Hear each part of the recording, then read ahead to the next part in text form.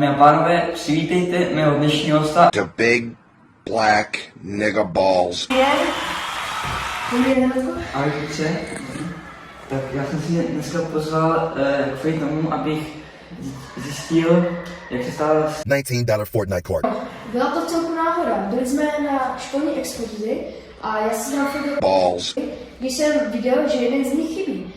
Zeptal jsem se paní, co nás tam provázela, a ona řekla, Yo creo que el sentido de la vida tak jsem fotil dál, když jsem si všiml, že mám na ruce kousat.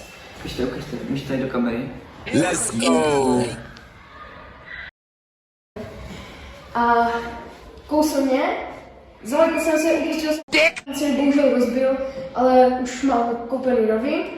Tak, Ztratili jsem panictví. pořád to bolelo celý den. Celý den jsem poté spal a pak, jak jsem se probudil, byl jsem větší a silnější, jsem se cítil. Dobře. A co, všimli si to tvoje teta a tvůj strýc?